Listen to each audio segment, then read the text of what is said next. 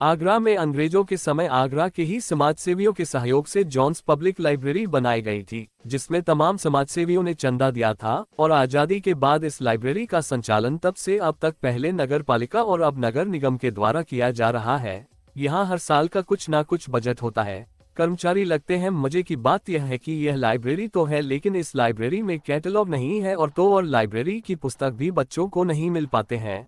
अखबार और चंपक जैसी पुस्तक, कादम्बरी जैसी पुस्तक तो मिल सकती है, बाकी पुस्तक बच्चों को पढ़ने के लिए नहीं मिलती है। जबकि यहाँ पर पुस्तकालय में एक शब्द क्लास कलेक्शन है। ऐसी उदासीनता के बाद हमारे विधायक श्रीमान पुरुषोत्तम खंडेलवाल जी ने इस लाइब्रेरी का नाम अंग्रेजों के नाम से हटाने से प्रयास किया और सफलता से सदन से एक प्रस्ताव पास कर लिया। इसके बाद इस लाइब्रेरी का नाम आरएसएस के प्रचारक रहे शेर की प्रमुख स्वयंसेवक आदरणीय अधीश जी के नाम पर नाम रख दिया गया।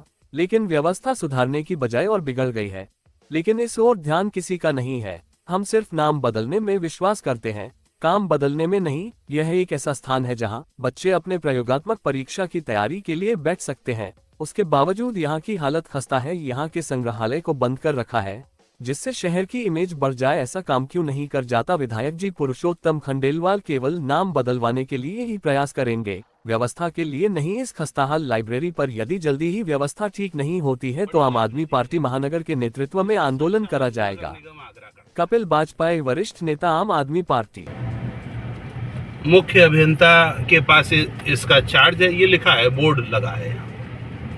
नगर निगम के माध्यम से एक पर्टिकुलर योजना के अंतर्गत यहाँ काम होता है, लेकिन इसका नाम हाल में ही हमारे विधायक श्रीमान पुरुषोत्तम खंडेलवाल जी के एक प्रस्ताव के बाद बदला गया।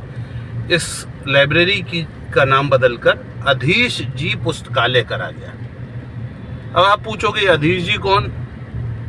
अधीश जी आरएसएस के एक बड़े प्रचारक, विचारक, धीर गंभीर व्यक्ति थे। माननीय विधायक जी ने कागज में शायद नाम बदलवा दिया है।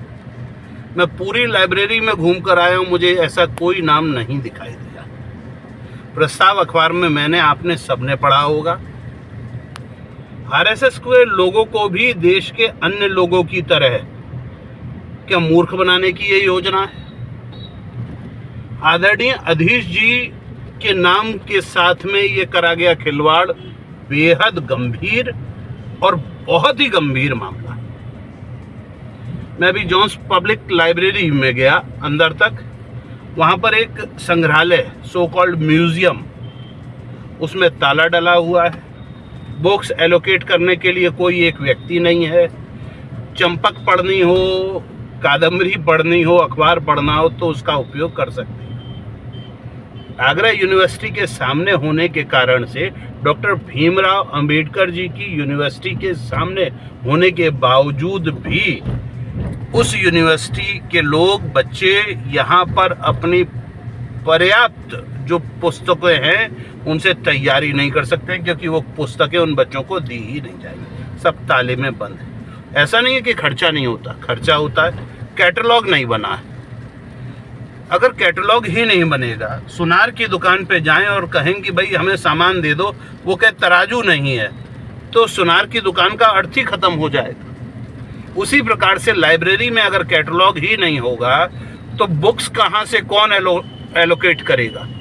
ये गंभीर प्रश्न है, गंभीर समस्या है। जल्द ही इस पूरी बात पे, इस पूरी समस्या पे हम नगर निगम में जिलाधिकारी को और उसके बाद आरएसएस के कार्यालय पर धरना प्रदर्शन करेंगे और ज्ञापन भी देंगे। ये एक बेहद गंभीर प्रकरण है, इसको समझना चाहिए। जय हिंद, जय भारत।